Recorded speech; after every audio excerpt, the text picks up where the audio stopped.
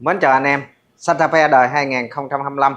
Và lần này thì Hiếu giới thiệu với anh em một cấu hình âm thanh vừa trung nhưng mà cực kỳ chất lượng dành cho dòng xe của mình. Đó là Hiếu nâng cấp cái phần âm thanh ở phía trước, cặp loa phía trước là cặp loa 3 quay Quartorigo.